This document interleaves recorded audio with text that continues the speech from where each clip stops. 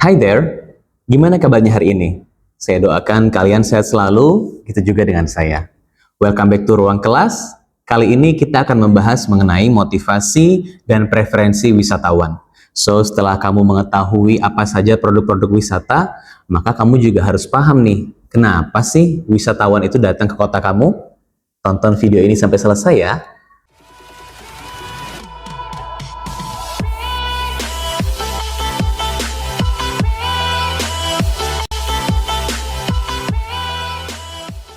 Motivasi wisata adalah dorongan internal maupun eksternal yang terjadi pada diri seorang wisatawan yang menggerakkan dirinya untuk pergi berwisata. Perlu digarisbawahi, motivasi wisatawan ini ada dua faktor. Yang pertama adalah push factor atau dorongan internal, dan ada juga pull factor, di mana ini adalah dorongan atau tarikan yang sifatnya eksternal.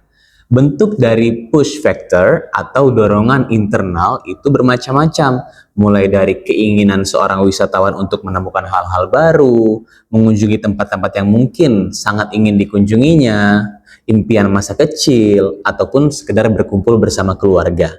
Sedangkan pull factor adalah faktor daya tarik dari luar yang bentuknya itu bermacam-macam. Bisa karena keindahan alam, kemudian bisa juga karena tren yang sedang berlangsung di tengah-tengah masyarakat, dan masih banyak lagi. Dengan beragam motivasi wisatawan tadi, pada akhirnya wisatawan akan memilih wisata seperti apa yang akan dikunjunginya, hotel seperti apa yang akan dipilih, kemudian restoran seperti apa yang dijadikannya tempat untuk makan. Itulah yang nantinya disebut preferensi wisata. Berikut ini adalah faktor-faktor yang mempengaruhi preferensi wisatawan. Yang pertama yaitu demografi. Demografi ini antara lain usia, gender, pendapatan, pendidikan, dan beberapa aspek demografi lainnya. Kemudian ada juga faktor psikografi. Psikografi di sini maksudnya adalah gaya hidup, minat, nilai-nilai, dan kepribadian dari wisatawan tersebut.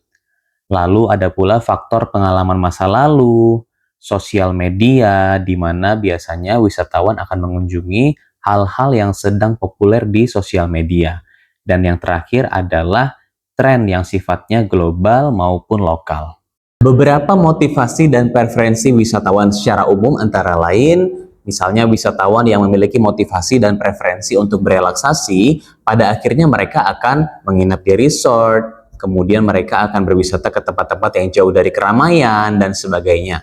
Lalu ada pula wisatawan yang punya motivasi untuk kegiatan petualangan seperti adventure, maka mereka-mereka ini akan mengunjungi tempat-tempat yang memicu adrenalin seperti rafting, menyelam, dan lain sebagainya. Ada pula wisatawan dengan motivasi sosial, di mana mereka akan mengunjungi saudara ataupun keluarga yang mungkin berbeda kota ataupun berbeda negara dengan mereka. Lalu, wisatawan dengan motivasi bisnis, tentunya mereka akan menghadiri acara MICE, Meeting, Incentive, Conference, dan Exhibition di kota ataupun negara tertentu. Dan yang tidak kalah populer adalah wisatawan dengan motivasi kesehatan, di mana wisatawan-wisatawan ini akan mengunjungi kota ataupun tempat-tempat tertentu untuk berobat atau tujuan kesehatan lainnya. Gimana?